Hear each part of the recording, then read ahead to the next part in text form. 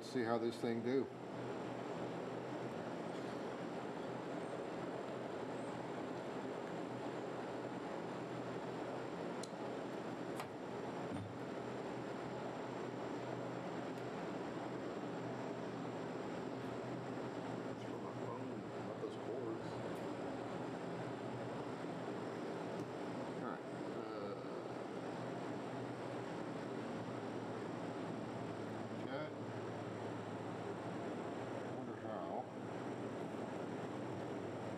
Y'all can't be looking at me.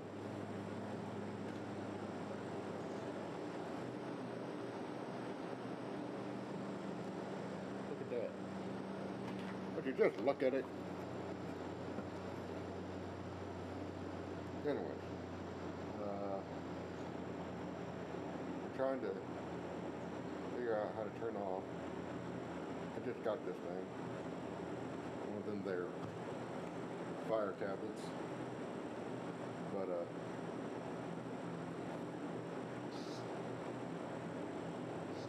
know, settings.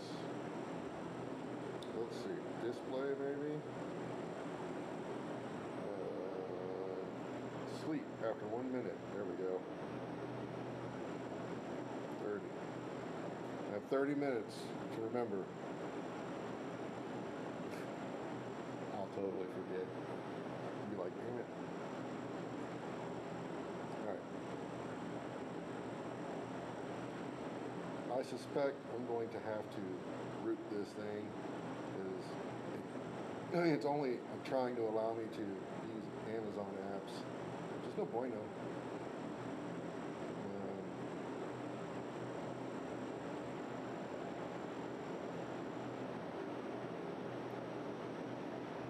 But let me get this fire going so I can get to going.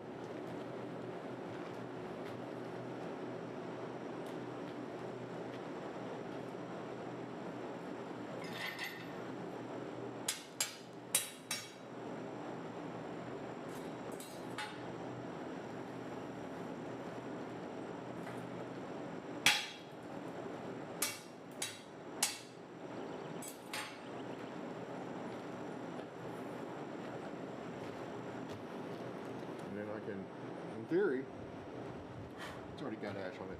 I can, in theory, come over here and see the chat. I need to get a stand or a case and then a separate stand for it, I think. So then I can put it up so I can actually see chat messages and stuff. I don't think it's going to do the text to speech. That's okay. But what I'd really like to know is, are you going my way?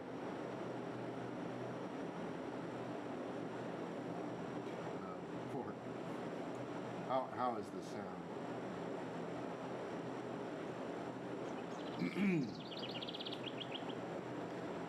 So I'm not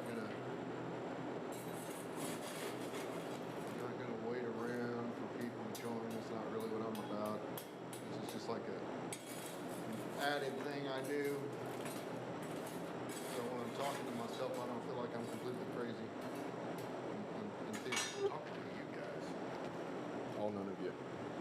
So,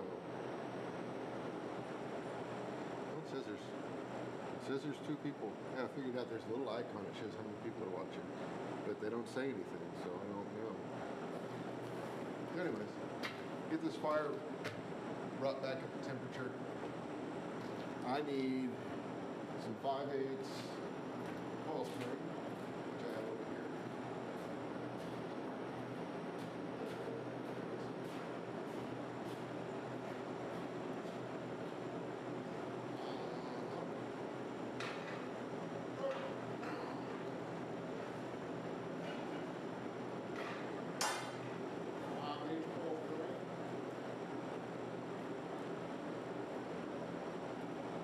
Way more than I need. I'm cutting.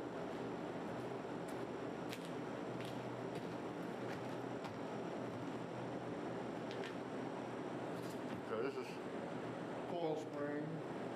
So the trick to making a swing out. guess the first question should be, what is a swing out? I don't know. Let me click on this thing. So this is a picture of my forge, old forge, which is outside right now, and I'm too lazy to swap these two out. Plus, all the other forges need these swing outs anyways. So that's essentially a swing out. That one needs to be finished. It was, I mean, it works, but it needs to be finished. It wasn't quite finished. Brian did most of the, almost, I'd say 95% of that work. Well, he might have done it all. I don't remember now. Anyways, the idea is you can raise that bar up and friction. It'll friction hold when you put some weight on it, thereby providing you a way to support material in the forge that might want to otherwise fall out if you don't have a way of holding it up there. So quite handy at times. You can use them for other things as well. Obviously, I've watched Brian cook on using one. Like heating up his bath water when we're out and about and he's making his shower water or whatever, bath water. But meanwhile, since I do not have one of those currently on this forge, I need to find my I don't know what those things are actually called. Tool rest? Tool holder? Tool support? Doodad? Is that the official name? Doodad? That's what I'm rolling with.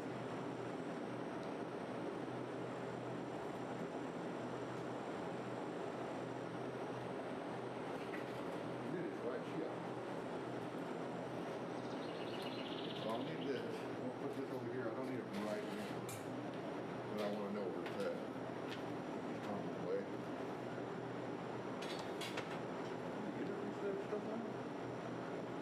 You cut it? Oh, this might be perfect.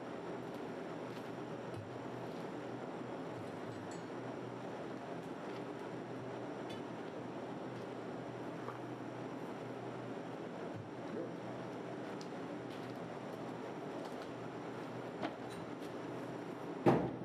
Okay. So I might not actually need that. Hey, Steve. This piece might be enough to do what I want to do. What I didn't think to bring with me was my measuring stick. I need my measuring stick. I don't know how the audio sounds if Steve is still around or he just jumped in to name drop. Hopefully it's not like it was last week. Hopefully they've addressed that. I discovered a couple of things as I was going along, just why it was the way it was. It should be better now. Should be. I don't know that for certain. Oh, and I turned this down so I can let me pump this up a little bit. That is much better. Oh yeah. Okay. At least from the meters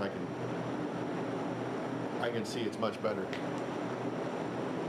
Drop it down a little bit. Drop this down a little bit. I don't need that much ambient volume. Hey Jeff. So what I need to do, I already know what this length is. It's 36 inches. I'm not going to take 36 inches from here. But I also need,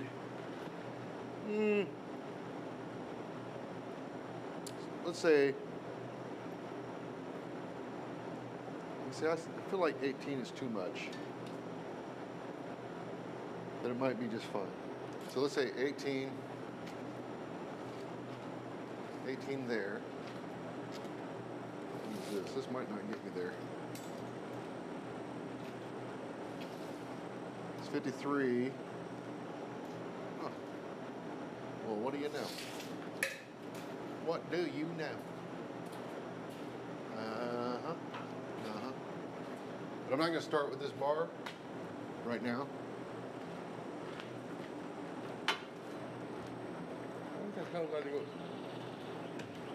I have a phone somewhere. It's on the stand where it belongs, on the phone stand. Imagine that. So all 4 people that supposedly be watching How does it sound? How is the volumes? Is there anything out of whack? Anything crazy? We're not basing this off of like Uncle Joe's crazy basement videos. I want to, I want a decent sound.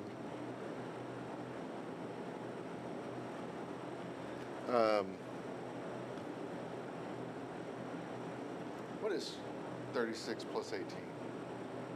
54? 55? 54. Mathing is hard on video. That's what I've been told. All right, so this fire is basically back to where it needs to be. I started this before dinner and then had dinner. I turned it way down and then went in and had dinner. You're just seeing, yeah, I'm just showing the, what I'm forging is that swing out, which is the bar that swung out off the forge. But yeah, I guess I can switch that now. But anyways, the swing out, 36 this direction and 18 this direction, I would need 54 inches. I don't actually need 54 inches though because, what did I do for that bar? Here it is. I don't need that much because I intend to forge, I don't know, they call it like a rat tail or whatever, a curlicue on the end of it. And that will help keep things, if you're not on a level surface, it's 53 3/8. So that's going to be enough. And then I'll probably take 52.5, so I'll take whatever off that end, 52.5, and then forge out my curlicue. I'm not too worried about dimensions here overall. I mean, technically really only need it to come out to the leg, which should be 34 inches, I think. Well, from there to there, it's 32.5. So I've got more than enough material in this bar to do what I need to do for the swing out portion. I also need to make the coil in which this drops, and I saw one. Let me go grab it. I should have grabbed it earlier because it's covered in like spider webs. It's going to be awesome to grab. I think this is a poor example. I think this is like a test piece. Yeah, this is the one I tested with a torch. It would have been fine, except I was overheating it when I was bending it, like with too much oxygen, and it formed these cracks. Yeah, you shouldn't be seeing the frozen screen anymore. So this is the coil, I suppose you could say. This one was for 3/4 inch. It's not a great example. But the idea is the bar drops in there. This coil should be wrapped to the dimension of the bar you're using for the swing out. So anyways, as soon as any weight gets leveraged in there and it's like a cantilever in there, it wedges itself into this coil and locks it and prevents it from sliding down. So that's the principle of the swing out. It works pretty well. You don't need this here. You just really need a little something to mount. So you really only would need like that. And you put a screw there, mount it on whatever, you weld it, bolt it. But if you forge this out, then you get the added bonus of an additional hook on the inside leg of your forge if you have a forge similar to mine. The other thing is you don't need this on here. You don't need any kind of finial end on there. Technically, you don't even need to draw this down. It just needs to be wrapped a couple of times. Usually no more than 3 times. If you get too carried away with it, and then what happens is it won't have the ability at all to move, and then it won't really do anything. So it's got to have, a little bit of play in there, but not too much play. Very similar to how a hold fast kind of works in a pritchel, right? If you've ever seen one of those or used one of those, it's a very similar concept. That's what's happening. tap it down on your material, what's happening is this springs out and it's pushing that bar in the pritchel up against the pritchel wall, and that it's a friction thing. And then when you take it off, when you take out that weight, it releases it. So I need, obviously, the swing out arm. I need the coil. I also need a ring on the end, which I don't really have an example. It's just an L bracket, essentially, with a ring on the end of it, which I'm planning to forge tonight. But you forge the ring.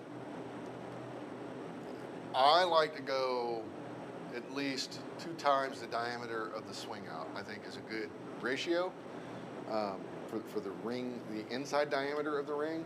Because what you don't want is you don't want your swing out leg, the leg of the swing out. So you got the L. Actually, I have one out here. Let me go grab one. I'm not going to use one of these because they're too big in my opinion.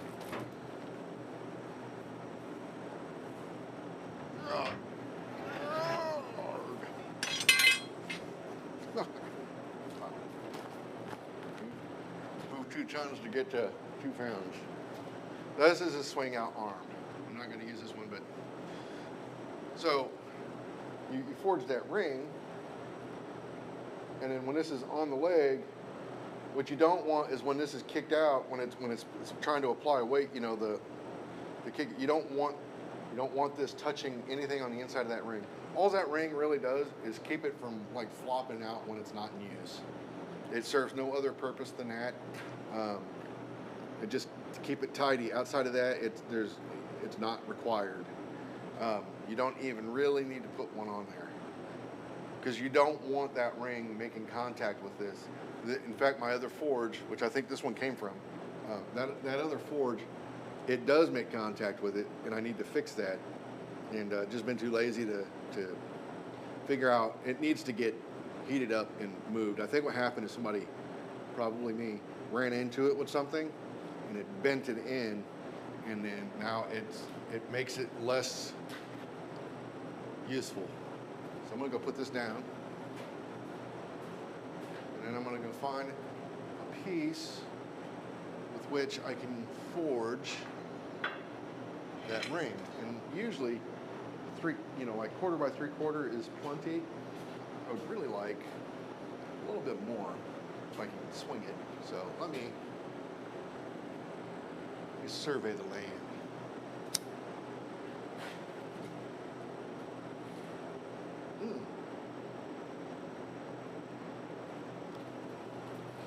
I also meant to forge a leaf tonight, so I'll do that first.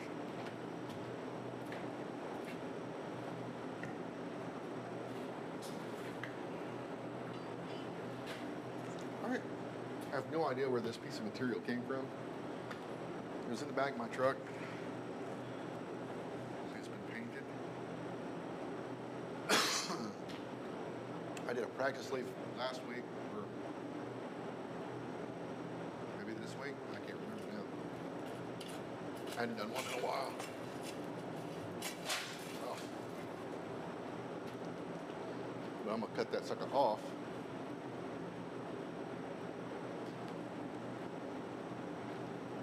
And do one.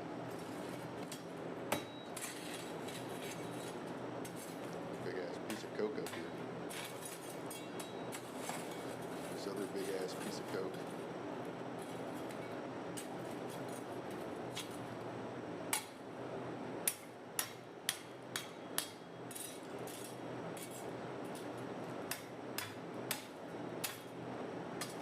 Oh, it ain't so big ass. No, it ain't so big ass. All right, so anyways, that's what I'm up to, but I'm going to start with a leaf first. I've been 3D printing stuff for the forge. This is a tool, here, I'll show you, I made, so you can drop this into your hardy, drop this into your pritchel, and there's 2 tiny holes. I think I made them 16th inch diameter holes. It probably could be smaller, but the idea is that way I can measure And this needs to be, I thought it was 3/8. I forgot it was 1/2 inch. But um, as long as it's not jiggling around like that, that would allow you to measure the center to center on these, on an anvil. And you can make different sizes of these, obviously, any of it, but, and yeah, there are better, they're not, I don't know if there's better, but I'm sure there are better ways. Yes, you don't need anything like that. You can just eyeball it. I aren't so great at that, so I don't like taking chances if I don't have to. If I've got the ability to create a tool that will let me do the things I need to do with much more accuracy, I'm going to utilize them because that's just me. So, yeah, I know there's a lot of different ways of going about that. And the reason I wanted that is because I want to make a new dial hole. My last one was off by like, I don't know, but I can use all the small holes until I get to about 3/4 of an inch, and then it starts getting off, and you can't use it beyond that. So I wanted this to be able to go all the way up to an inch.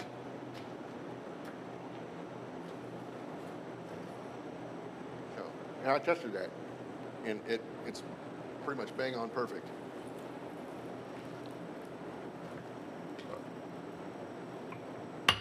There's an awful lot to cut off. Let's not do that much. Seems like a waste.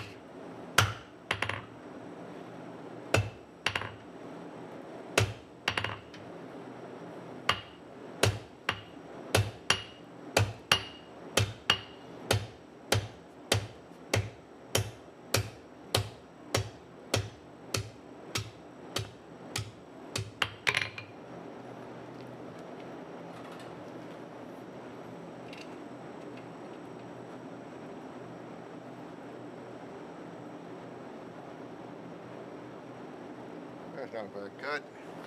Ain't a great cut neither, but it ain't bad. Bars bent, that'll make this fun.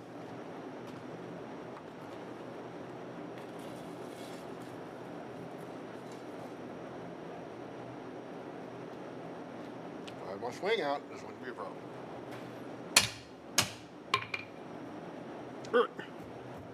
Hey.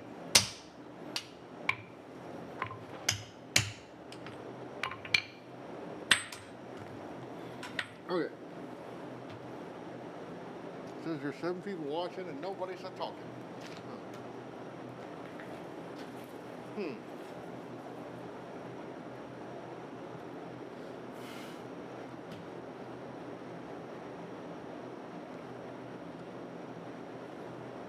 meant to put my hat on so you guys didn't have to look at my crazy man hair today.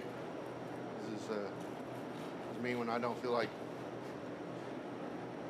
brushing my hair when I wake up.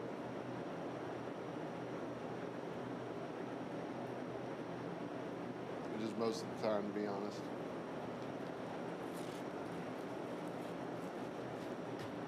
Anyways, Stuart Mullins, hey man, what's up? I think we're gonna try and make your hammer in. We'll see. I have a show to play the night before, so it depends on how late we end up having to play. Will dictate if I'll be able to make it or not. Let's go.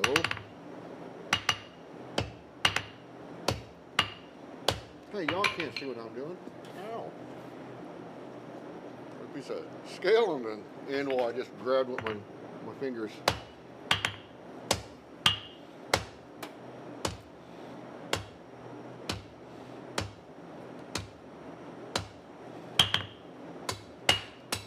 Like a chunk like that.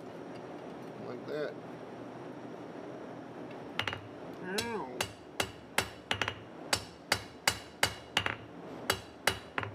Like that kind of pretty. Kinda. Maybe take some of these bends out of this damn thing. Can't do much about this one. Yeah, that got me good. It stuck to my finger too. I hate that.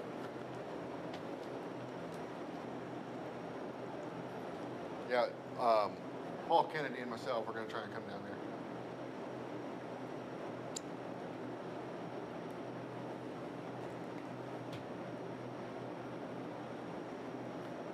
Oh, yeah. I'll swap out the Camry. Yeah, that got me good. Ow. I quit.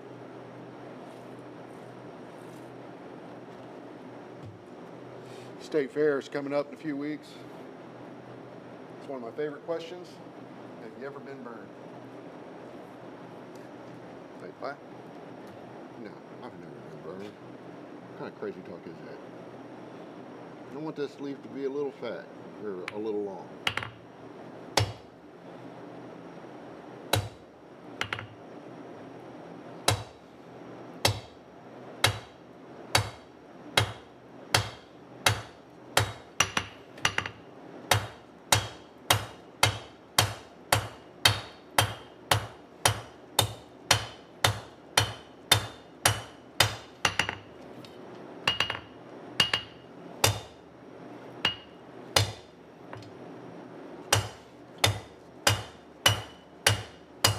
Oh, good thing that's the other end. I slipped.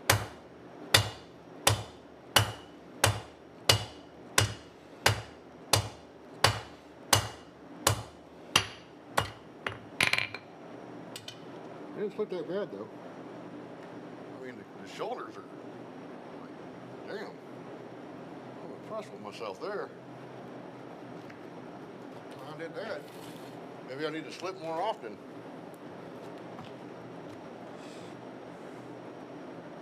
So anyways, yeah. A leaf. I know, it's amazing. Once I do this though, I told myself I would do this. I could have done it at the end of the night, but I just wanted to start like this. But I've got a peace in mind for the ring. It's just the order of operations are not how I would have done it. And we'll get to that. So.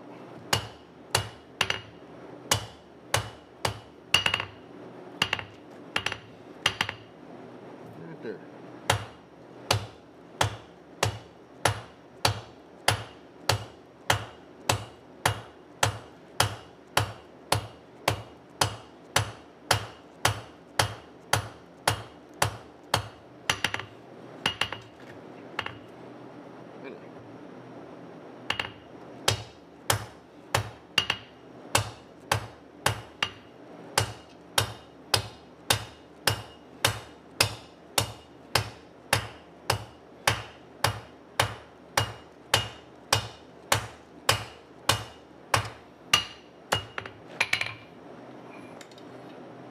Not quite there. Need to bring that stem side down a lot more.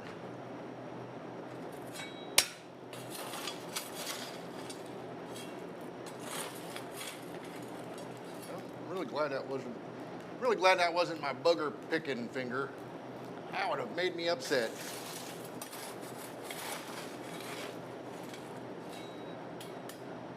Glad I'm not a guitar finger picker. Well, I wish I was, but that could have impacted my performance. And if I suck, I'm going to blame it on this anyways. It's been over 2 years since we've played live. I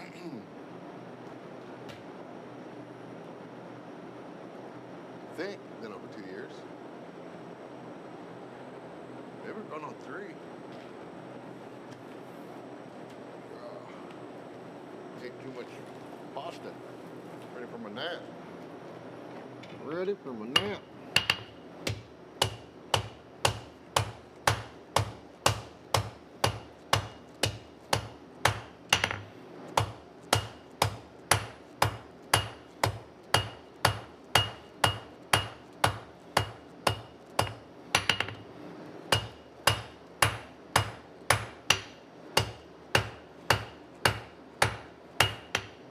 Across the end.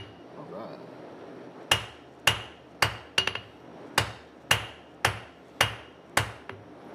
That is not a necessary step, but it's good practice. If you got like a German style pattern, patterned anvil, you can use the back horn, the back horn, the square horn, the flat horn, whatever you want to call it, on a English pattern anvil, you'd have to either be using the horn for that or a corner of the heel.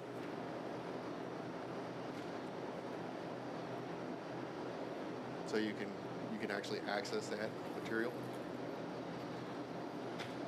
But I don't need to do that now, because I am all the way across. So, the first thing I want to do is tidy this up a little bit. Because it's got a rhombus right there, and I want to fix that.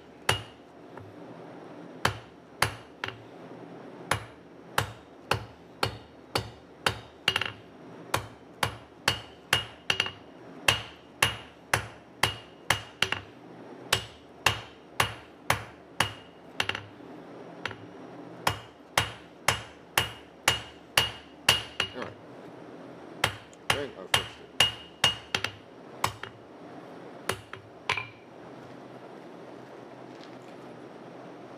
That's good enough. Now I'm just going to even that taper out so it's more of a bar and less of a taper right now. Y'all know how it goes, right?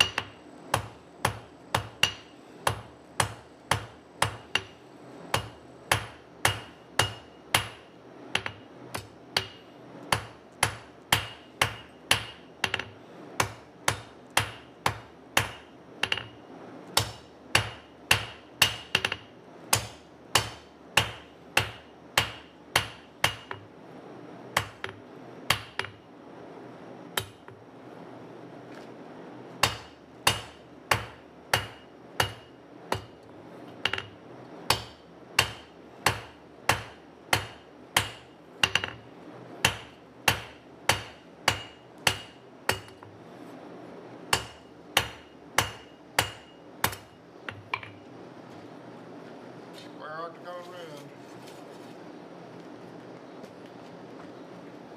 I think the old timers used to repeat that all the time. Like, you know, when I say old timers, I'm talking dudes like, you know, Middle Ages and shit. Not 1900s. That's not old timers. Or, I mean, I guess they're old timers to us, but you know, or even the Renaissance era, to me, which is the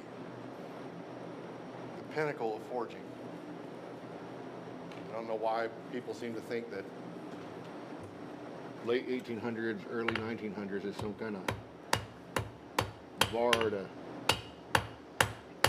By that time, that's when most forging was actually dying out. It was starting to, you know, it wasn't as common. I mean, they still did a lot of it, but not like they did before cast iron was a thing. You know, like really a thing.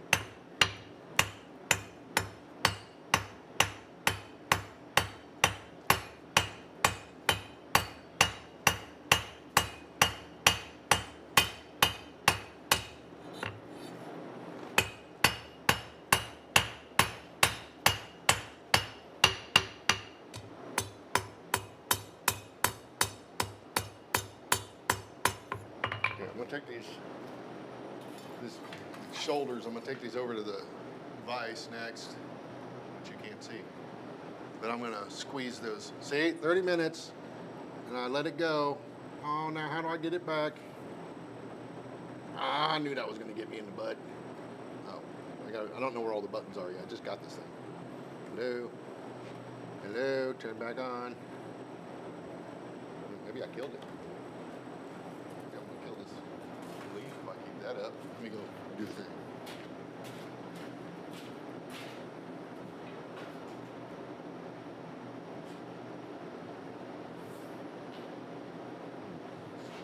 Vice is too big for this. Not this one though. Almost. This one's too big too. Alright, so I'm going to skip that step. You could draw it out a little bit more, but I ain't gonna. I'm going to figure out what's going on here though. Buttons. Ah, wrong button. That's why. Okay. Alright, what am I making? Right now, a leaf. So, this is where we're at. I don't know how well you can actually see that. I'm not coming over to the camera though right now. But that's where we're at. Now we're going to forge this down and start working on the leaf end. But in order to do that, we got to get her hot.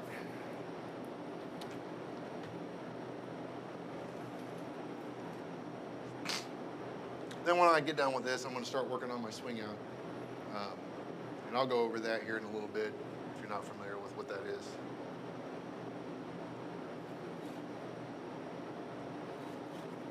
You got to keep an eye on this guy. Stem side's a little thin, so it's really easy to burn that tip off. You don't want to burn your tip off.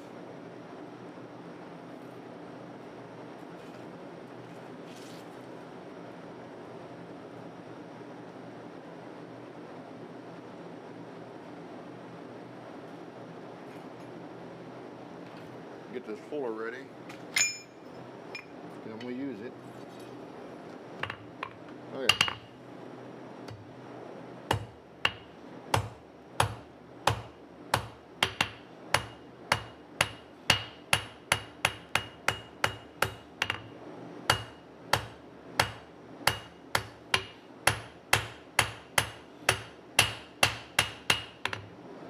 Slight tapering this, which is what I want.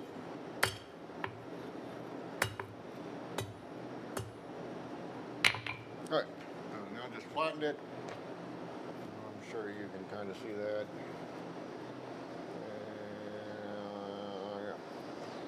Yeah. So anyways, let me get this thing hot. Again. So I'm not going to spend a lot of time on this. I just want to do a couple more heats, and then I'm going to get back to the swing out that I want to work on.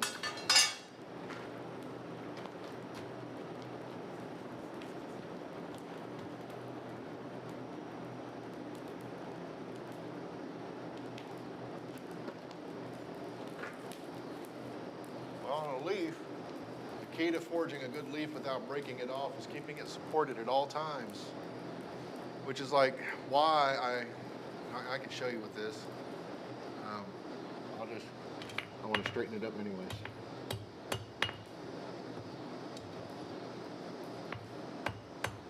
All right. You want to keep this down here supported. So if the reason we do the forging across the anvil the way we do it is it allows us to keep that supported. You can take this a lot thinner if you wanted to. You just got to make sure you keep it supported the whole time and don't go past 25% of what's there. So I could take this down further, but I got to extend that taper out. The longer you make the taper, the stronger it's going to be. Now, obviously, you'll run into a problem where there's too much weight out there. You take it too thin, but you can go quite a ways with it. Biggest thing is keeping that piece supported on the anvil while you're working those shoulders, because it's going to want to flex up, and then when you turn it, it's going to want to flex down and then up, and that's what breaks it. Just like taking a coat hanger, a wire coat hanger, and bending it a couple times and then breaking it. That's essentially what you're doing when you're bending it up and down. So when you see, anytime you're working a piece and you see it moving up and down a lot, something you want to work on. It's one thing if it's a gradual swoop, that's going to be fine. But if it's like, really kicked up, you want to address that and figure out what you're doing wrong.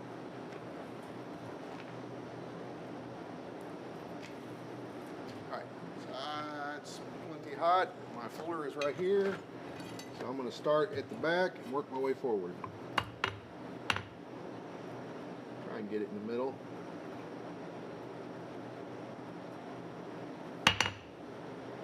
That moved.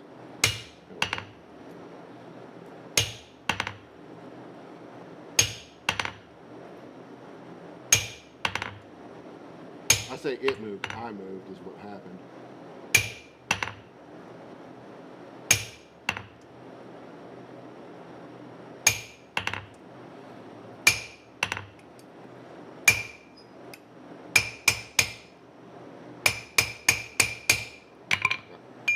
So just put a fuller line down the center. That's mostly a marking heat.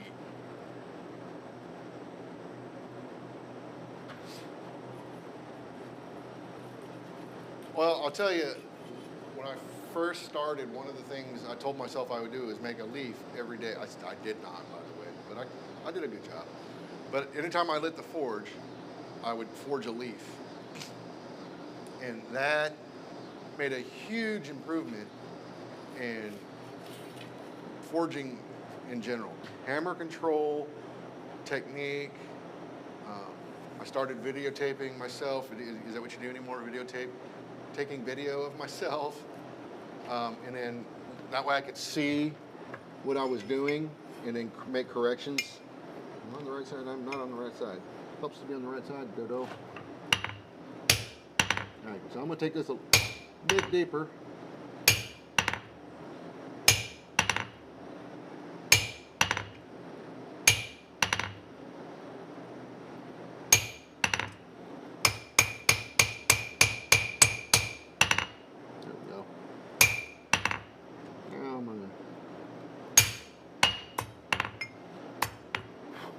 It's not going to be a pointy leaf because I screwed up going up the center.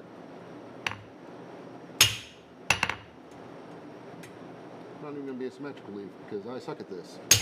I don't do it enough, which is kind of why I wanted to do it.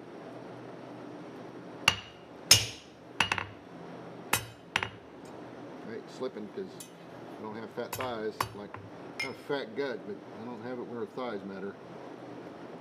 This fire is heating my butt up, though, I'll tell you that. It's a little cold.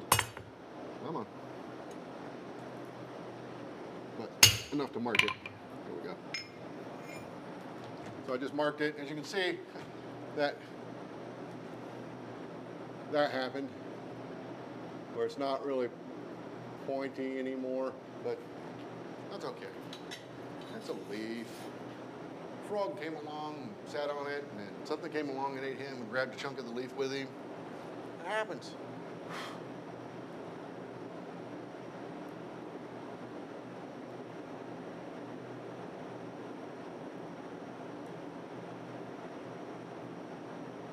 Currently forging a leaf-shaped object. I'm not technically forging a leaf, but some people like to be overly critical about that.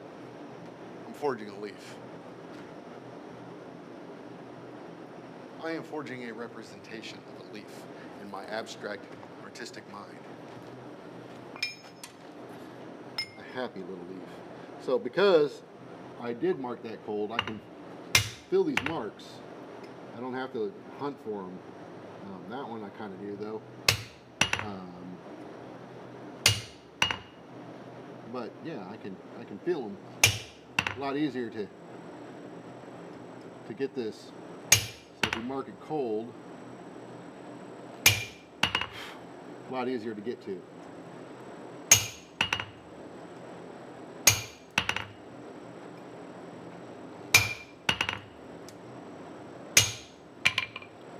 All right, so that's where that's at. Probably last heat, maybe one more. We'll see, and then I'll finish this off. I'm gonna keep. Well, I'm not gonna keep it because it's ugly, but I'll do something with it. We'll see. We shall see. But I will be forging a swing out. I won't get it all done tonight, so. But the idea is to get it started, and I think what I'm going to do is make it a point to each stream work on the same project until it's done instead of doing a stream until it's done, which I have a tendency to do, and it just makes these streams go way too long. I mean, I would be out here anyways, but sometimes. There we go. I'm gonna take this one a little further. Be done with it.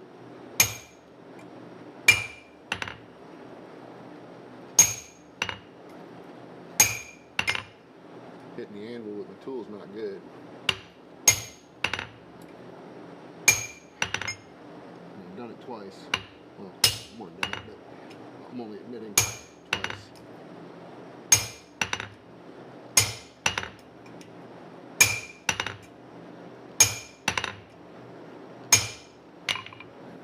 One more heat for sure. Anyway, there's that set. I goofed that point up, so it's kind of ugly. But like I said, you know, just imagine some little critter to come along and gnawed on that thing. Such is life. Sometimes you get gnawed on. I mean, ideally, as a human, you don't get gnawed on. But, well, I mean, I guess that could be fun depending on who's gnawing on you, but ideally, in most cases, you don't want Jeffrey Dahmer gnawing on you.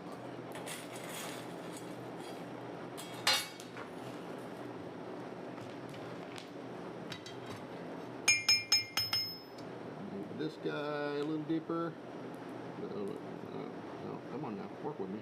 This guy a little deeper.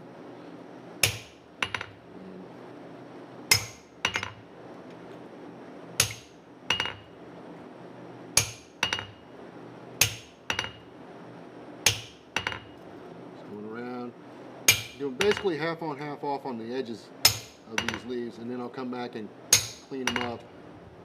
The leaves, the serrations, I guess. I don't know what that would actually be called. I'm calling them serrations. Or serrations, depending on where you're from, I suppose. Clean up my center again. Now I try to take the big marks out. There we go. I can't do this next step in here. Well, I can, but I'm not going to. Simply because I'd have to drag a log in here, which I'm not inclined to do.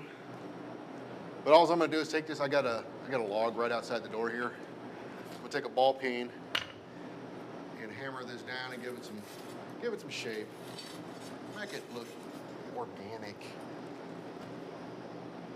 I've got a lot of different diameter 01 drill rods that I was thinking of making some punches and whatnot with. I mean, that would work. I haven't used 01 a lot. I would do some research on that material though. And make sure, see how it handles work hardening.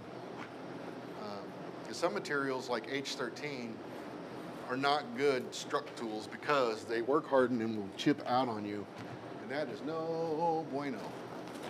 So I got my little stump out here. I'm gonna just forge this down into that. I got like a little divot that's I've been forging this into. Use it for spoons and such too. You could use it. You could do a swage block with this. But I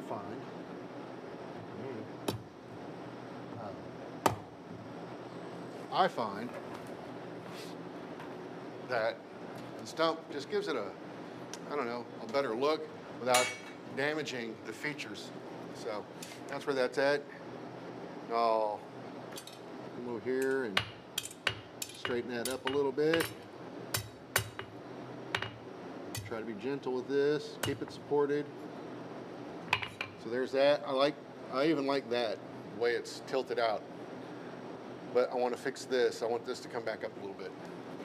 I'm going to get that side in the fire.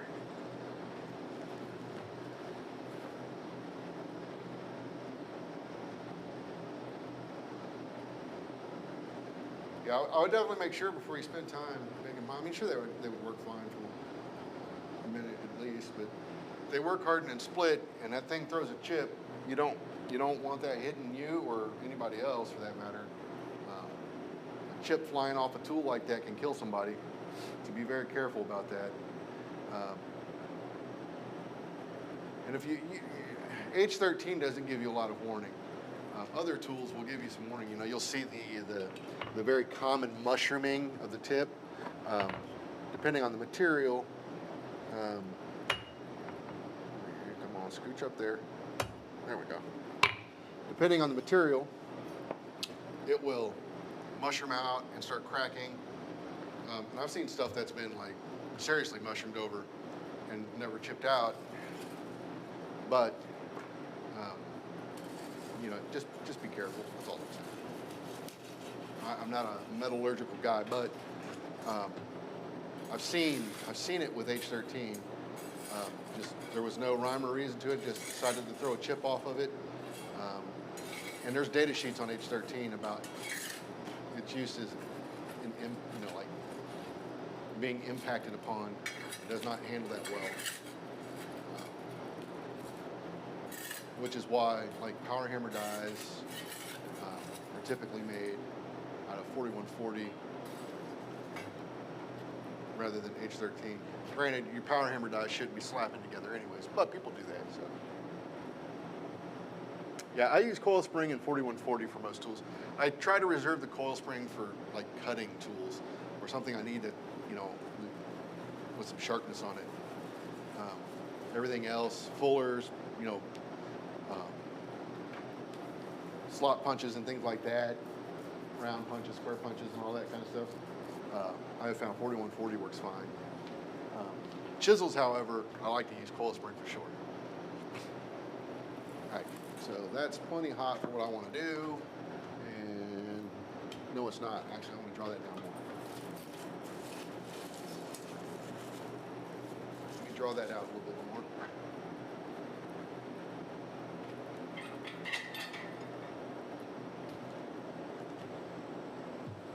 S7 would be a good tool as well. The problem with S7 is now, if you follow any farriers or know any farriers, you notice they use S7 for everything, and there's a reason for that. Because they started using S7 for their tooling because they're farriers. They don't want to have to make tooling all the time. So it held up better. The problem was S7 against a normal 1045 hammer, who do you think wins that battle? So they were constantly having to redress their handles.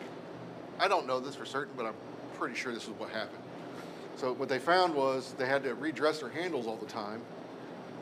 So they started making their hammers out of S7, which in my opinion is not really a good idea, but hey, you know,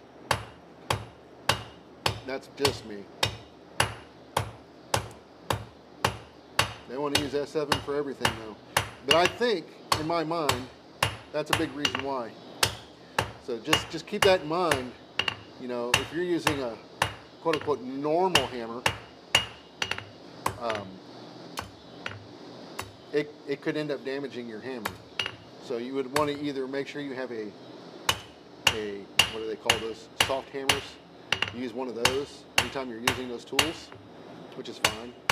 I don't like switching hammers, so I try to keep my tools no harder than my hammers. And I try to keep my hammers no harder than my handles.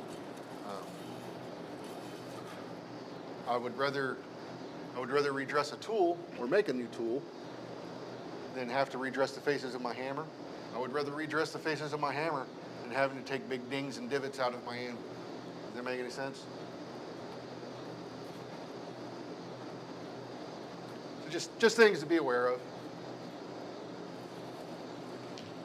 I mean, S7 is some great stuff for a lot of things. There's just certain things I wouldn't necessarily use it for myself.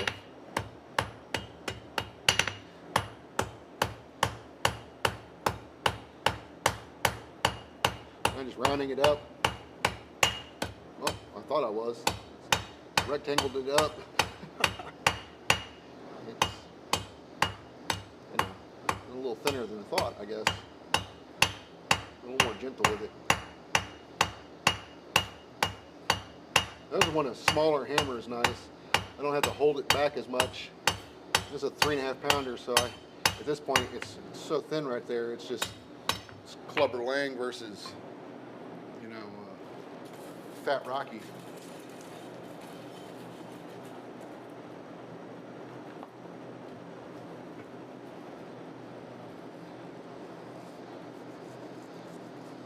Harbor Freight Special, huh? And card hammers. Hey, they work.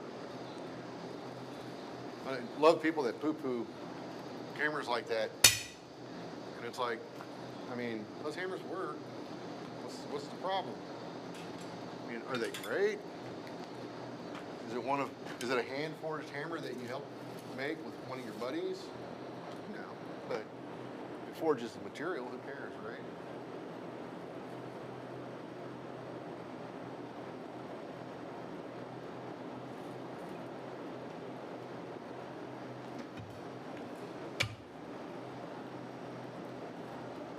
Oh, that ain't gonna do it. Come on. Too much hump there. Knock that out. Oh, it's gonna make me pick my hammer back up. You. There's too much bow in there, and it was not bending around where I wanted it to.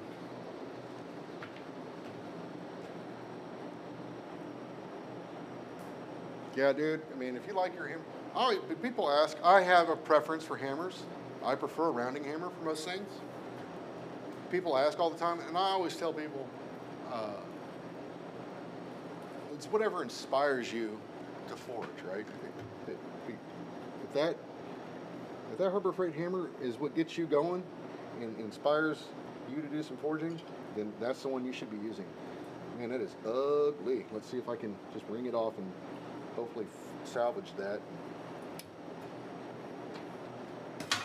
That is ugly. You can tell I haven't done that in a while.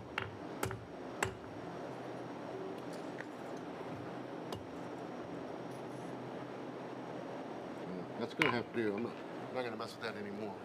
Anyways, I just wrung it off, created a little terrible penny scroll there, and there's that.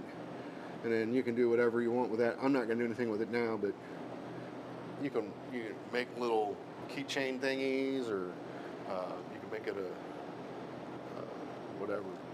Use your imagination.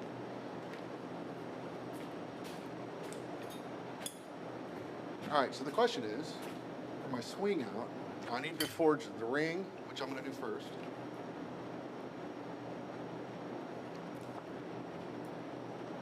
And the ring is an L-shaped bracket. It mounts to the bottom of the leg. And it really is only there to keep the leg of the swing out from kicking out when not in use. Or when it is in use, but it keeps it from really going wonkers.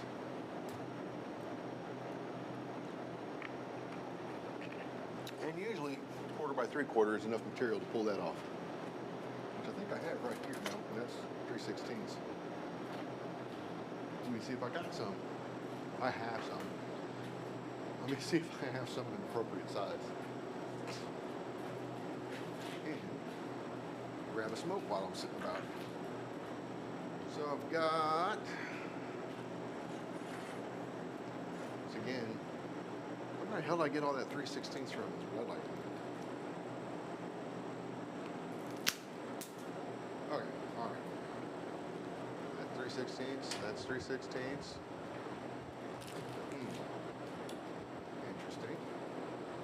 Interesting. That might be enough. There's a lot of dumb stuff. A lot of dumb stuff forged upon it. Oh, yeah.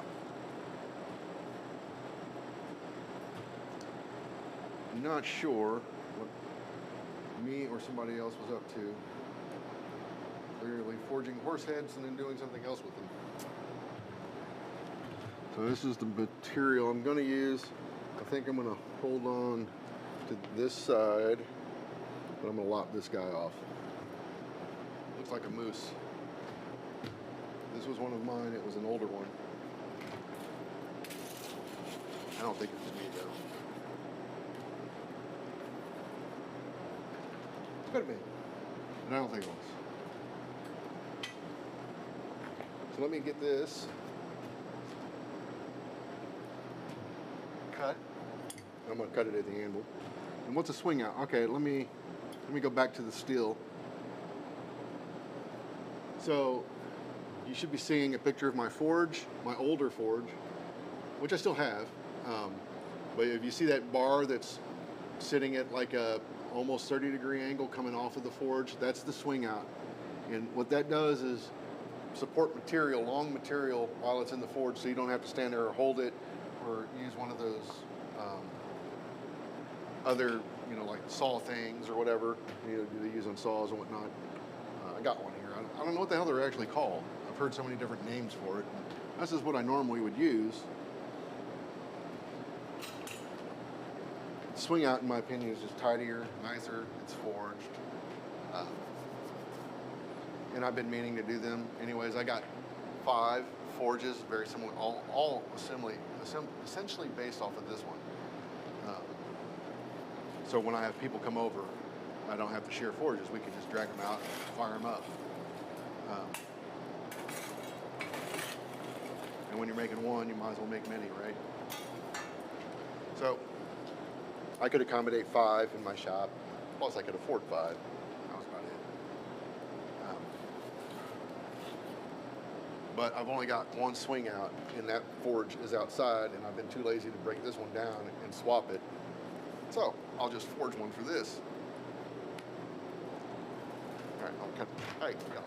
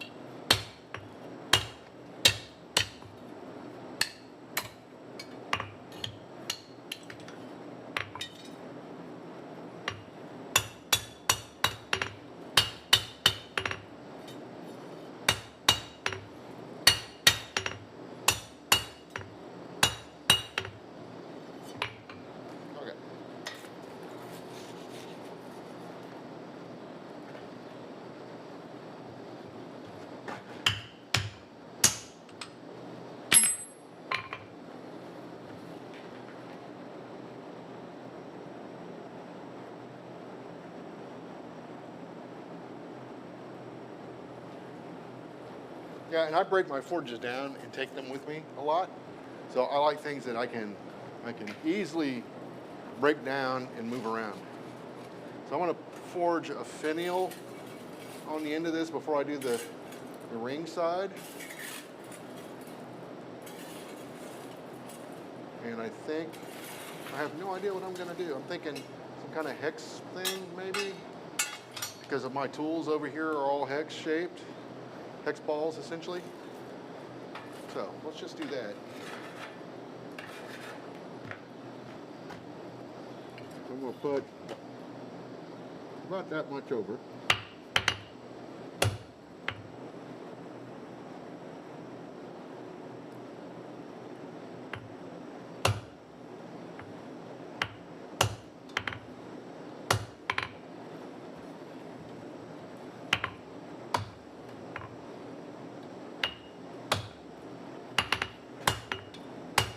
Get that hot.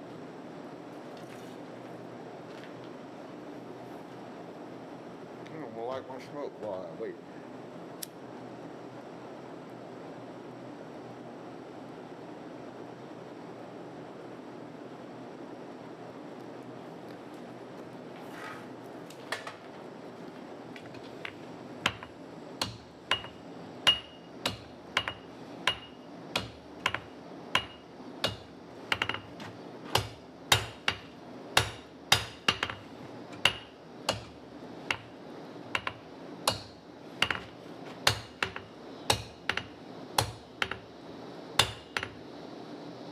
Shoulders are off a little bit.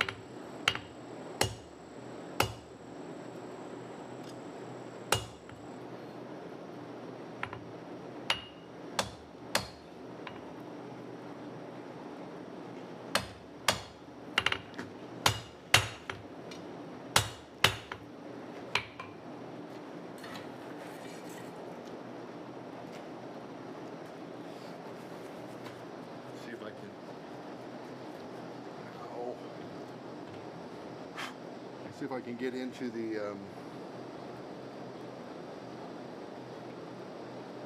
shoulder with the power hammer real quick.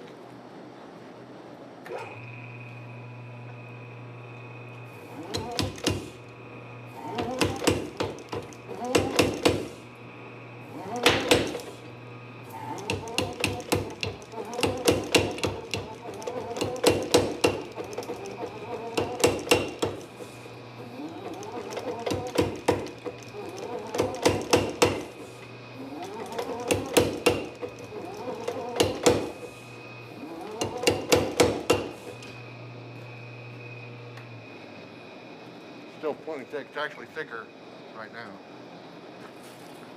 I'm showing that camera and showing that camera.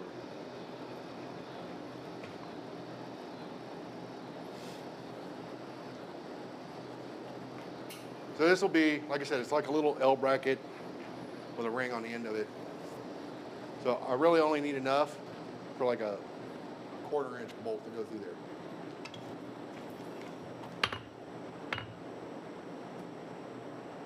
And it doesn't have to be super long, but because I'm lazy, of course I am, because I'm lazy, I'm going to forge it to where I can get that piece across my anvil. So I need to take it down a little further. I'll do that by hand though, because you know, why not?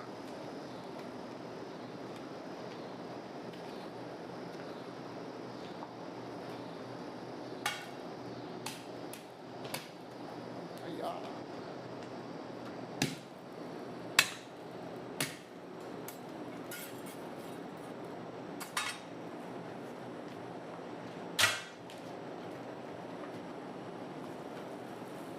There we go, that'll forge.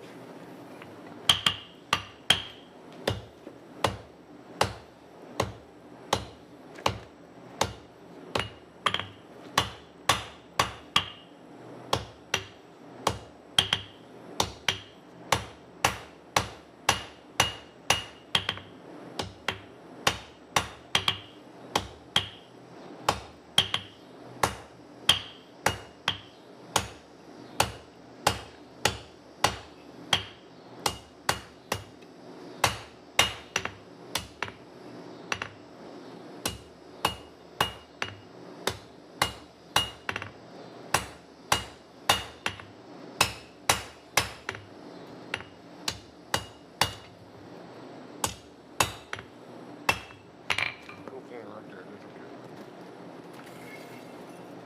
I can fix that. Hey, Dan.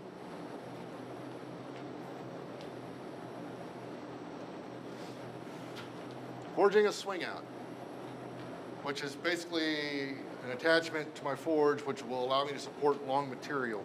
This is light enough that it's fine, but you know, if you had like a 1-inch thick bar, you know, and a lot of it sticking like that right there, that swing out would support that from falling down. All right, let me tidy this up real quick.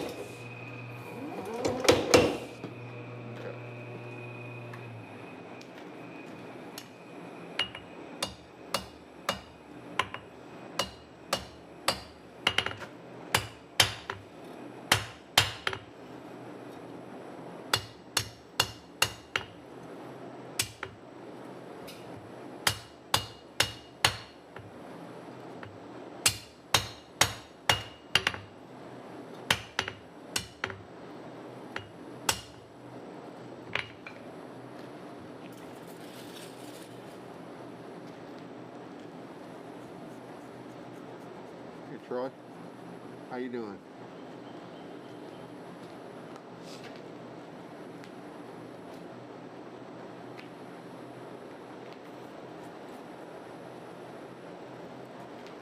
I'm just trying to clean this up. You might want to see what I'm doing.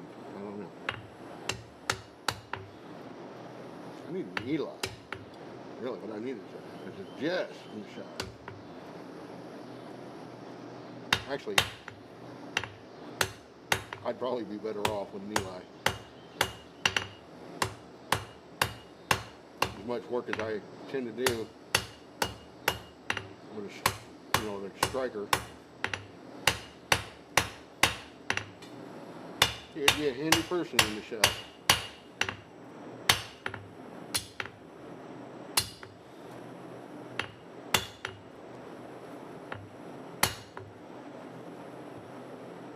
Yeah, right there. There we go.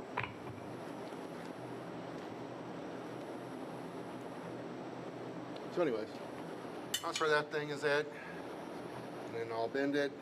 Well, I'm not gonna bend it right now. But I'll punch it.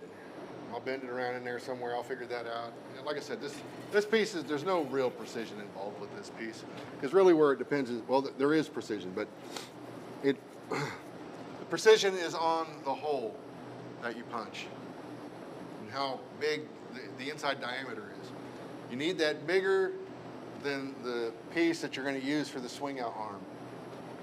I like to go at least twice as big as the outside diameter of the bar on the inside diameter of this piece, if not even bigger.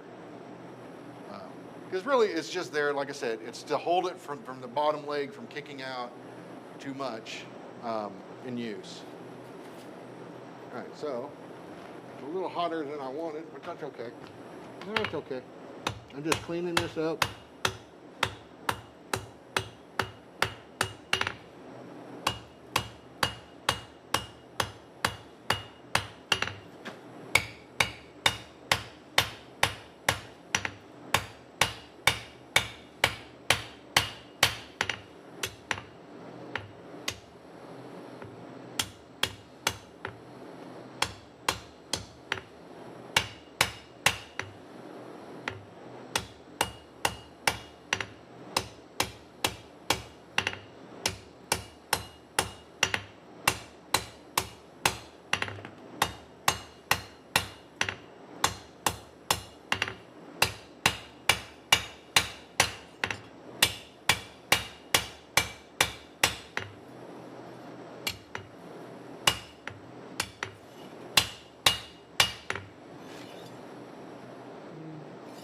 Perfectly straight, but straight enough for this crowd.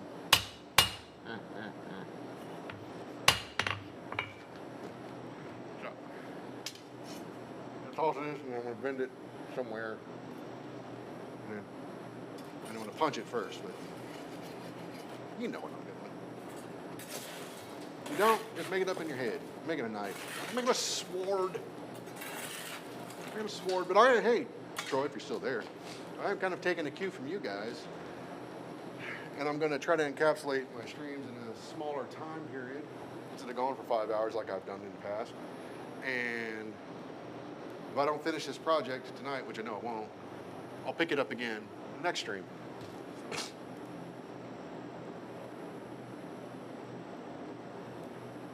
Dan, what's up, man? So I don't need this super hot for what I'm going to do. So I don't mind setting that off to the side like that. Make sure this slot punch is going to be acceptable.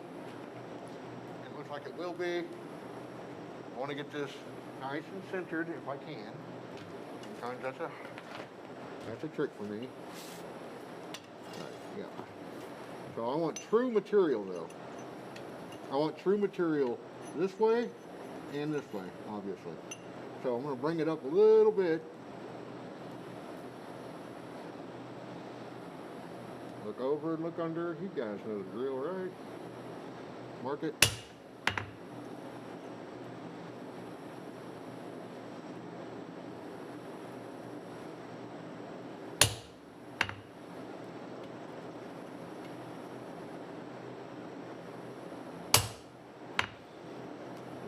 Going that way a little bit. Like it doesn't, it's not that big a deal, but you can save yourself some pain to do that. I don't know if you...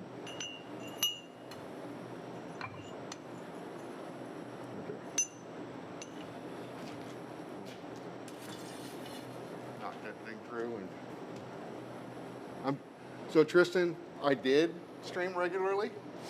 And then I got sick, had some kind of weird issue, took me out of commission for about a month and a half.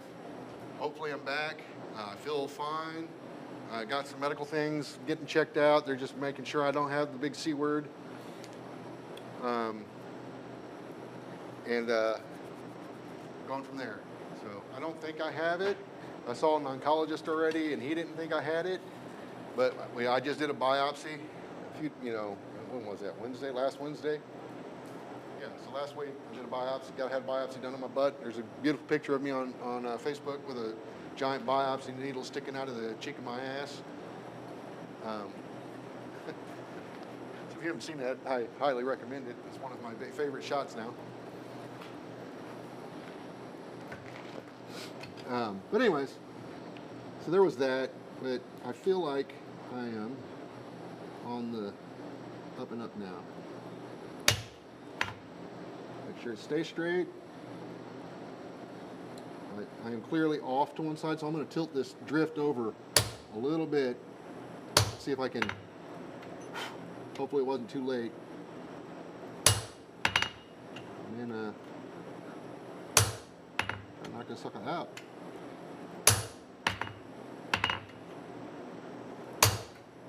Alright, I just felt it bottom out there.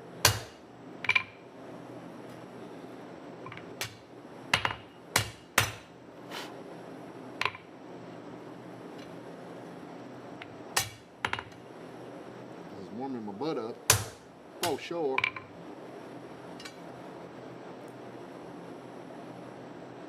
Oh man, I'm casting a shadow on my shadow line, my shine line. That looks right there.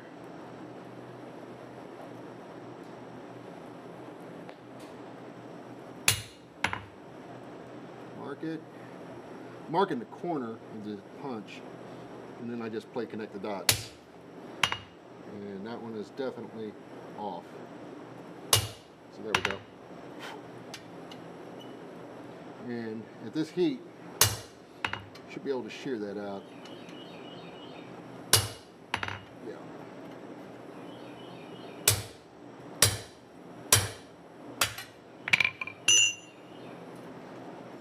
A little crooked, that's okay. That's okay.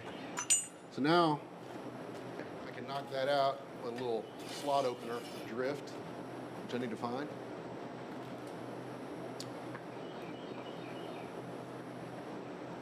What did I do with them all? Switch to the big camera again.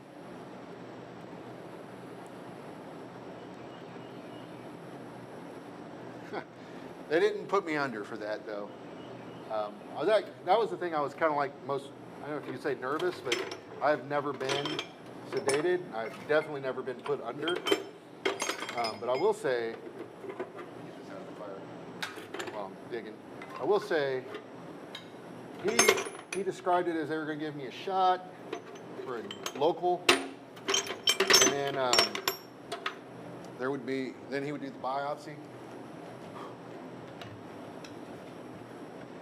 And they gave me the medicine for the sedation first. Yeah, it's off a little bit. But yeah, they've got the hole knocked out of there, or the slug knocked out of the hole. You can see it's not perfectly straight, which is fine. But yeah, he described, he was like, yeah, you're gonna feel a bee sting, blah, blah, blah, and then I'll do the thing, which you shouldn't feel anything. And I always love when they say you shouldn't, but let me tell you, whatever medicine they gave me before that shot, I didn't feel that shot at all. In fact, I didn't feel none of it, and I was fine. I wasn't like woozy or out of it. And it was weird. I still probably would not recommend driving, but other than that, I felt fine. It was weird, really weird. All right, so here's this. I need to find my dial hole, which is over here. which is a bolster block round piece with various size holes in it. Validate that my does not go through that one. I can already tell. So that's one way to get that thing hot enough to drift open. Luckily, I've got some forging to do there, so whatever I just did to that won't matter too much. Hey man, that is hot. I have not switched cameras yet. I'll do that right now. So this is a slot opener. All it's doing is opening this hole up so I can get a bigger drift through it. So it's shaped, you know, like that. And that just allows you to open up the slot so that you can put a bigger drift in. See if I can do this again without burning it again. Always check and make sure your drifts go through whatever it is you're pushing them through. I made that mistake once. Hopefully I will never do it again. Yeah, I hope those tests come back negative too. Me too. Yeah, it was definitely hot.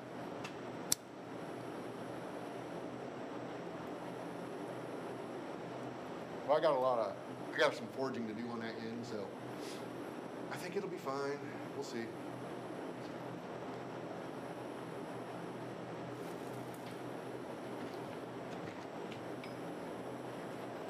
Now the hole's bigger, I can get this next drift through.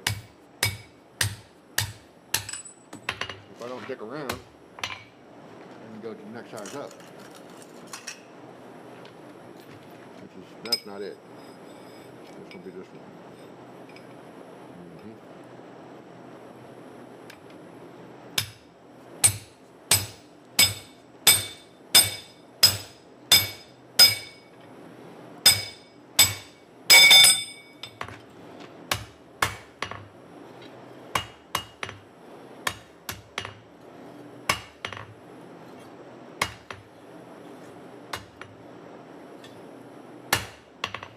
All right, we're gonna take it to one more.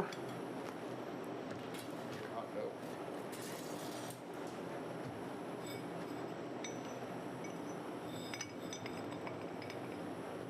Is that the same size? My golly, I'll take it one.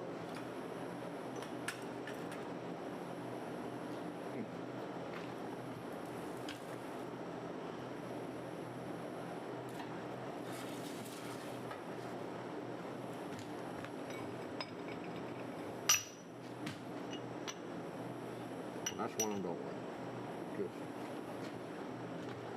It's not the biggest one I got. The one I got in my hand. Yeah, it's Black Magic switcher on a Lumix G7 for the anvil camera. And the main camera is a Canon camcorder. I forget what it is. Actually, I have two of the Lumix G7s. I just too lazy to bring the other one out.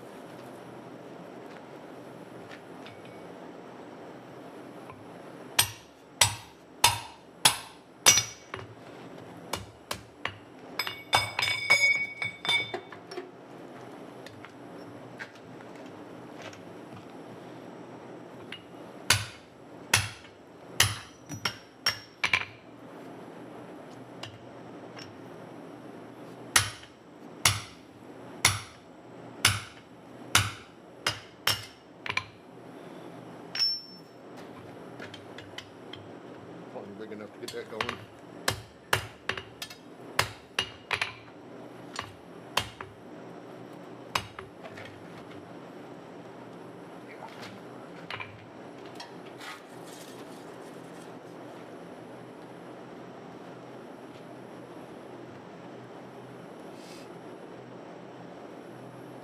Take it easy, Troy. I hope your health issues have dwindled after your recent bout. My shop has been invaded by frogs, by the way. Not that it has anything to do with that. I looked over and I just seen one. last week or so, man, there's been like a ton of little tiny frogs running around. Now there's a big one running around. Hey, get out of there. I doubt you guys will be able to see any of this, but you'll figure it out.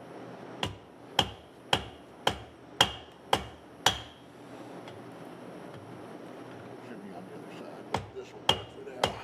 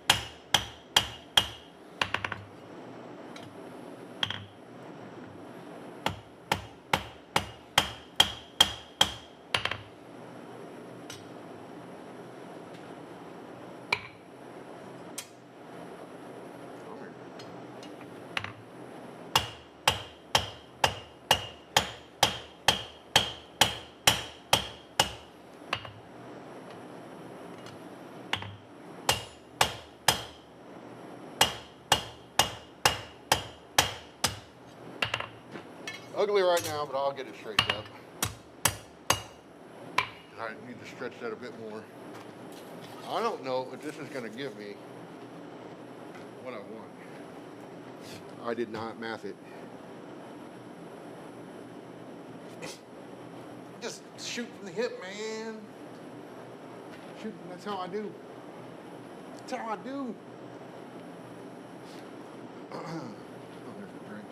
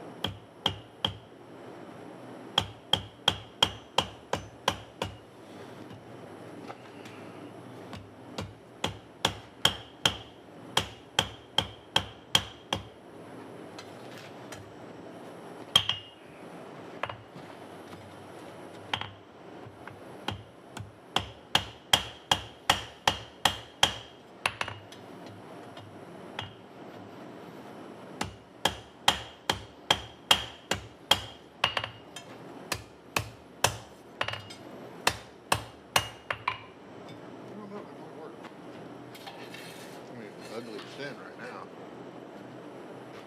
Don't mind for me. Got a big punch for a big drift somewhere that I like to use. It'll open this up for me. Let me go find it. This ain't it, but at this point, it'll get me started.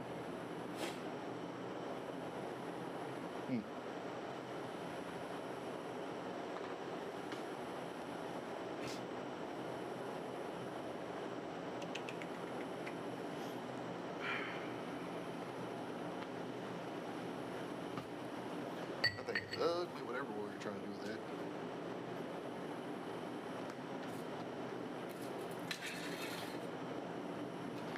It is ugly.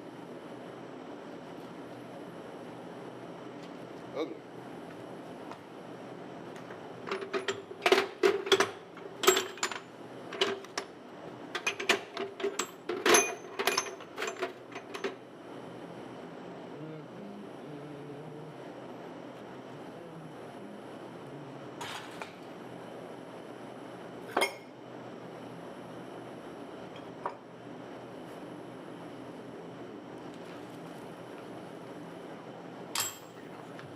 Not big enough. What is that? Technically speaking.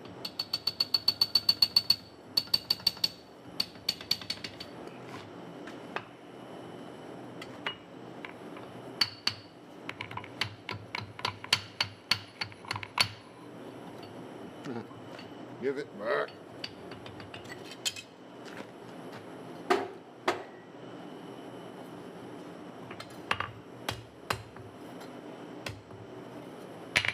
Yeah, I really need to find that thing. Put this down. Find it. 'Cause I'll have to take this to the vise or something To get this hole where I want it.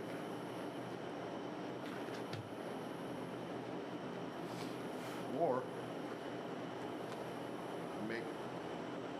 make a contraption, or make one of the things, make a thing to do the thing. Or I do the other thing. You know, all of things.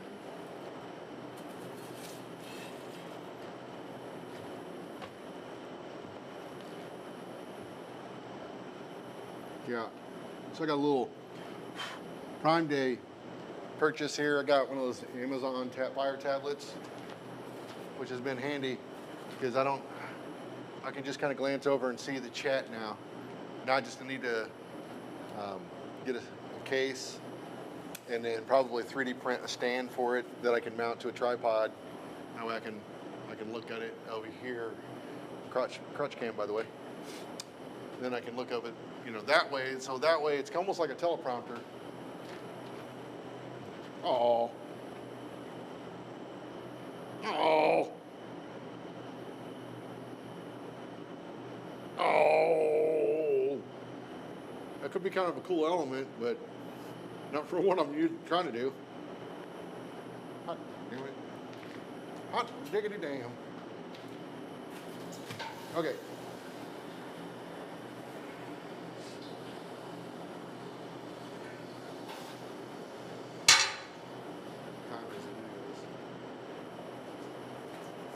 Maybe I just make something else right now.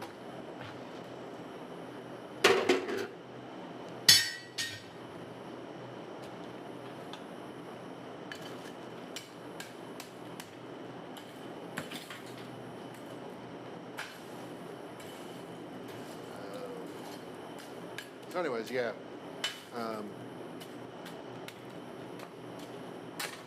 Love when I do that. Yeah, I use one electric blower on here. Yeah, trying to forge weld that back together, it's just not worth the effort in my opinion.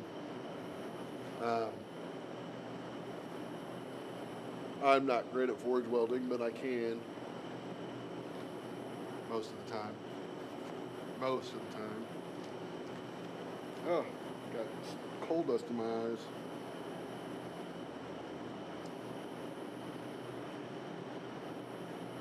Whew. Dumped my head in the water, but that's some nasty water. Don't recommend. So, yeah. How's the audio, by the way? I can see the video. I can't hear the audio. That's the thing. So I know the cameras look decent for the most part, and there's clearly a difference in quality, in my opinion. The Anvil camera is much higher quality, but for a wide-angle shot, that one's pretty sweet. Sweet. I'm glad that last week was terrible. Apparently, I saw it, went back and watched it, and I was like, wow.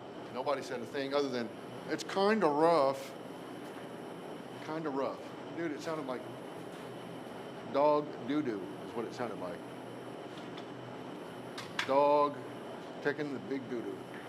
If you had a microphone right next to its butthole, that's what it sounded like to my ears.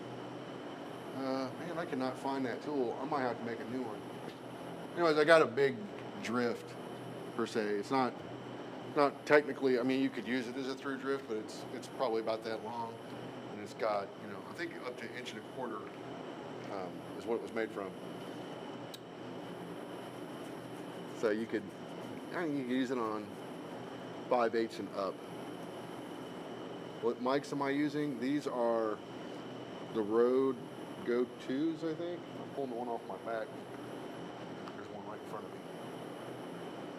It's a Rode Go-2. I'm pretty sure it's the Go-2. Yeah, the Go-2s. And with a separate lav mic, because I hate the way those things feel way up here, so I keep it on my belt. And then everything runs through a soundboard. and then into the ATEM. I'm in a band, so I'm more familiar with running audio than I am video. But if I can't hear the audio, it's kind of hard to tell what's going on.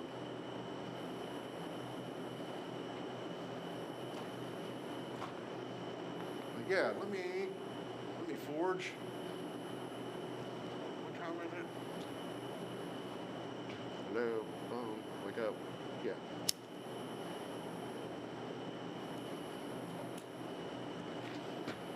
Let me get another piece, something, and I will forge something. I think there's a piece over here.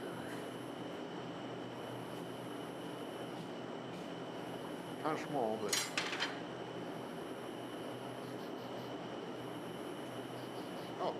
Oh. Here we go. No, that's half inch. I don't want to do it half inch. I had a longer bar. What did I do with it? Here's what happens when I put stuff away. I lose it. Way longer than I need.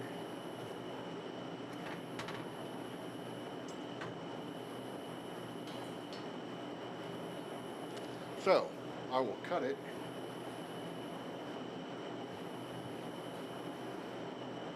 Size I did. Well, size I'm happy with using. Alright. I'm just going to shear cut this real quick. I wish you guys could see this, but I don't have a camera over here. Just trust that I'm cutting a really long bar into a much shorter bar. And I'm doing it quietly and easily, just like so. So when you shear it, sometimes it'll raise up on the opposing corners and you just knock those back down.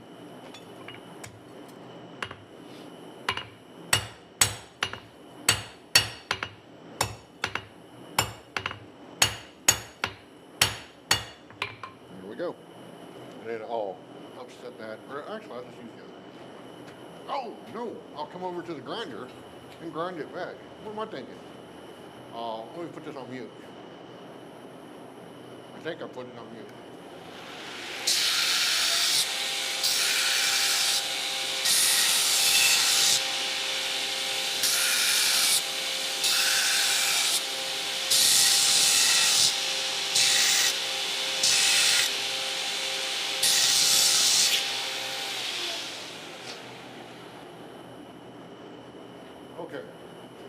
Okay. I don't know if I'm on mute or not. I have to look at this damn thing to tell. You don't have two microphones set up. It is not muted. I don't know if it was the first time. I tried.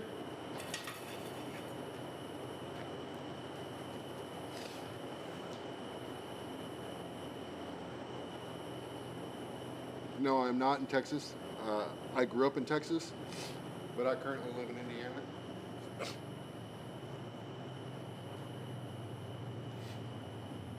My own Harley going down the road.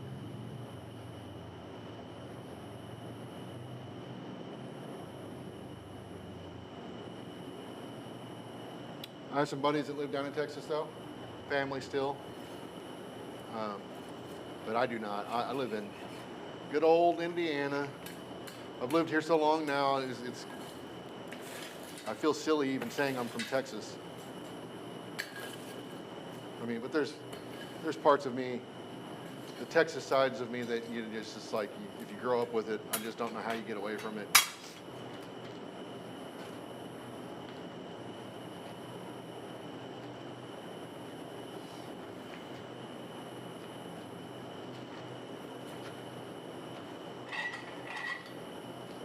So I'm gonna just default to something quick and easy. Plus something I need to practice before a fair anyhow. Good old-fashioned horse head. Now I've got time to knock that out in my time frame.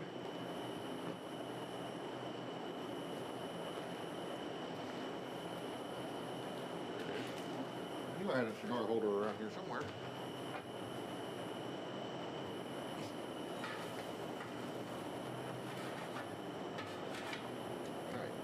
this camera.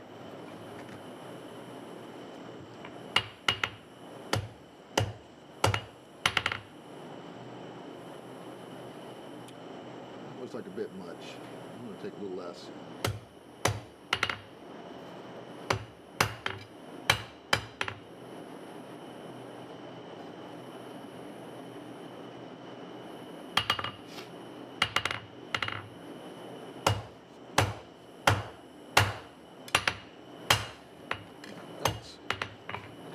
Way more than I meant to there.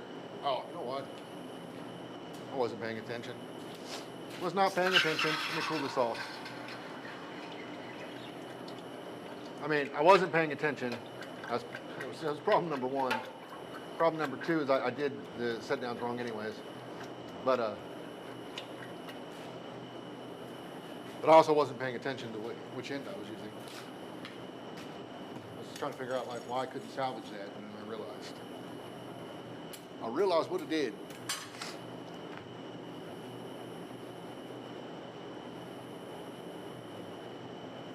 No, there's more to Indiana than corn. That's like saying the only thing in Texas are steers and queers, right? I mean, there is more here. Now, I will say there's a lot of that here, but southern Indiana's got a lot of rolling hills and forest. Northern Indiana's got some nice landscape. I mean, really northern. You know, it's not all flat and farmland. There's a lot of that, though, don't get me wrong. Where I live, actually, there's a lot of farmland, but our property is situated right off the river, and we've got some hills here, we've got a lot of trees here. That was like my one thing when we bought this place was when we were looking, I told my wife, the last thing I want to do is look out and see a goddamn cornfield or soy bean field. Those are the things I don't want to see. All right, let's try this again. Less dumb.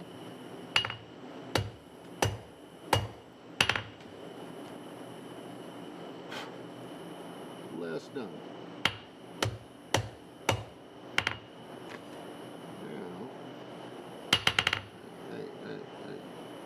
How about there?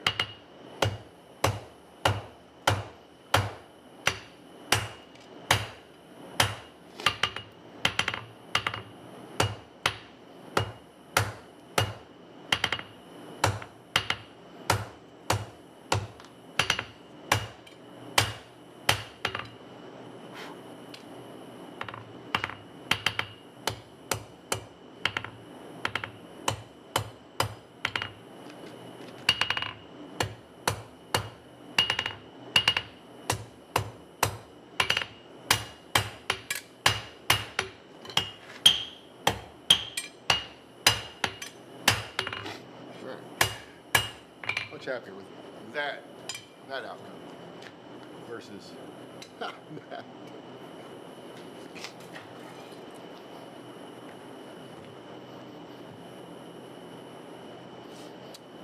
I wish I had bought a place like this a long time ago. And honestly, if you can swing and make it a thing that you can do living out in a more rural area of whatever state you live in, the younger you can do it, the better off you will be.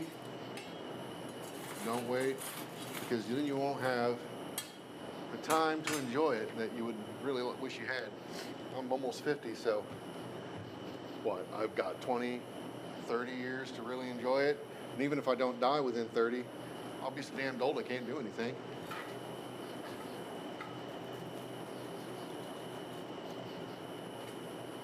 It's a little sparky.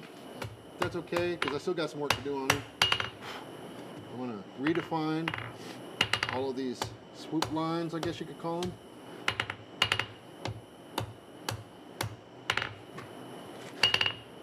While it's nice and hot.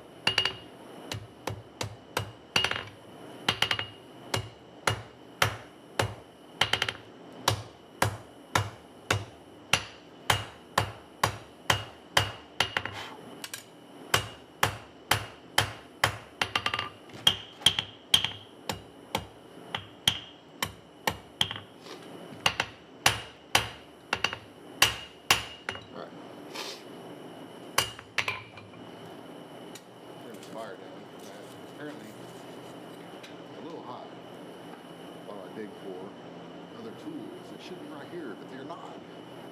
Grab that one, I think.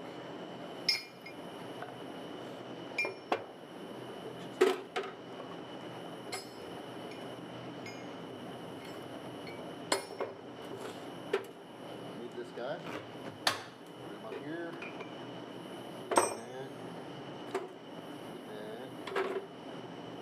that guy.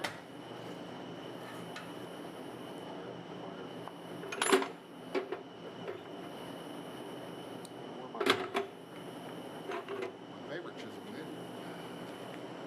Here, and I just did not see it. Need the eyeball. Puller's over here. Over. Where the hell did it go? This one will not suffice. The chisel will have to do it.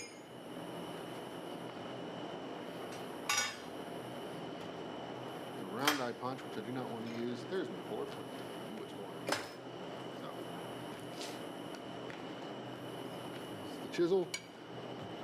Put it in my mouth. I want it this way. Little mouth. Cut in his ear.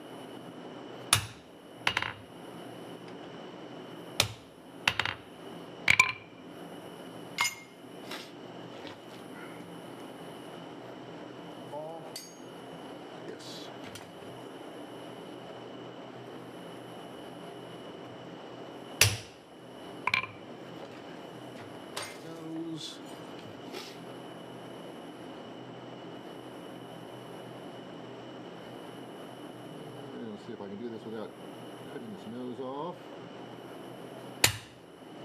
Hey. That.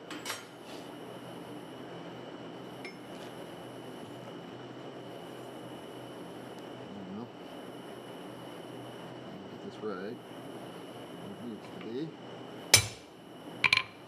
Like it. Hot.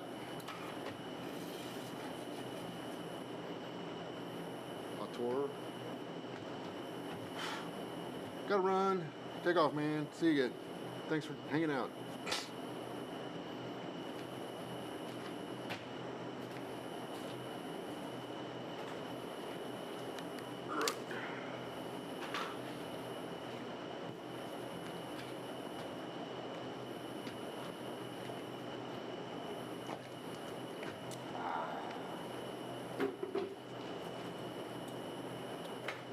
This right now.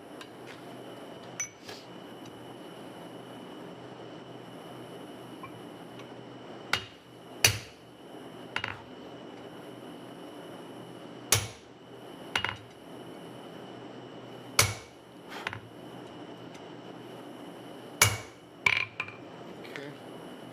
That nice and hot.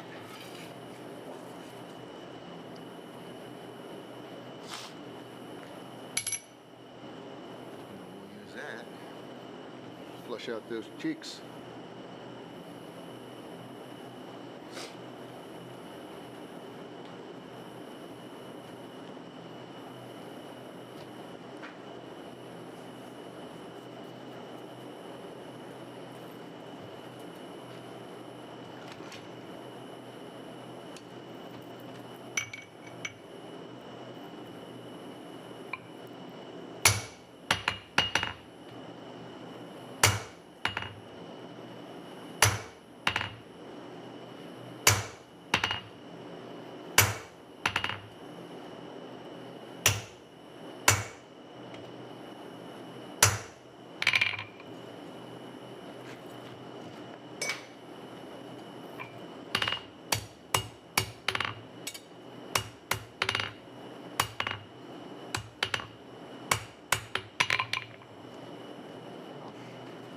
Mark in the main.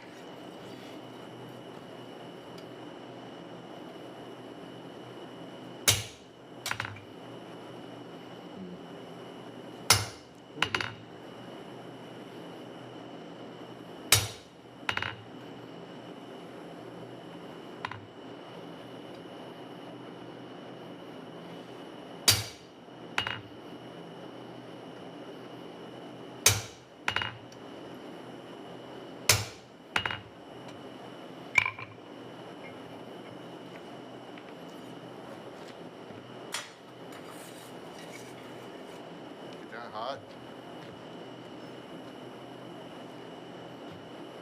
Dry those in.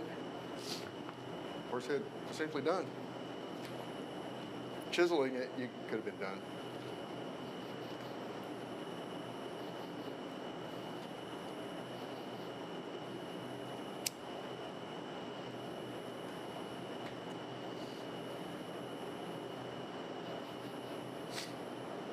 Could have been.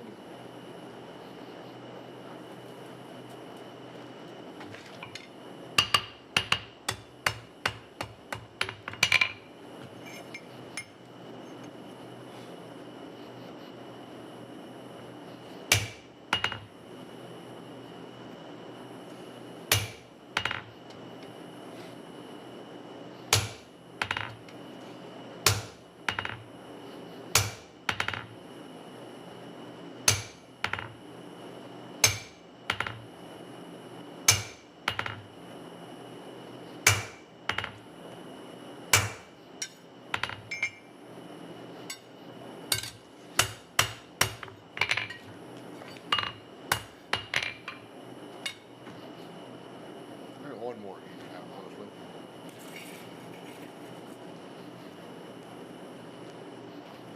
Take a heat to clean it up.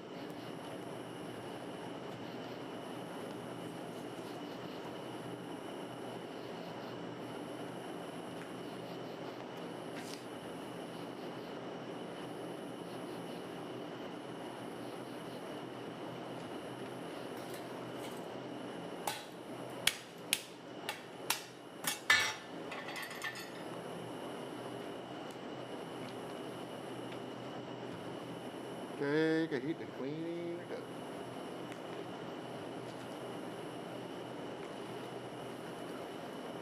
Now we're talking. Now we're talking.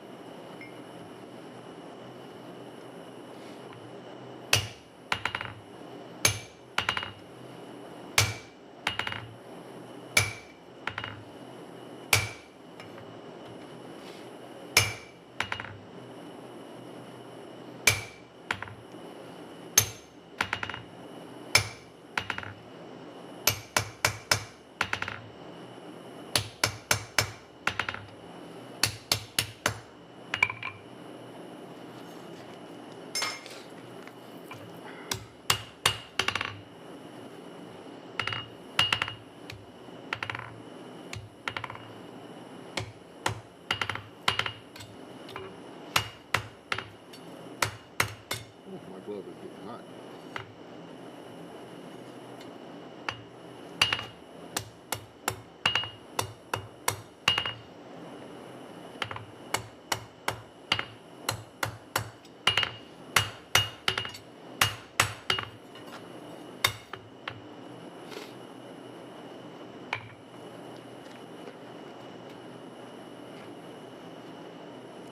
Oh, anyways. Horsey.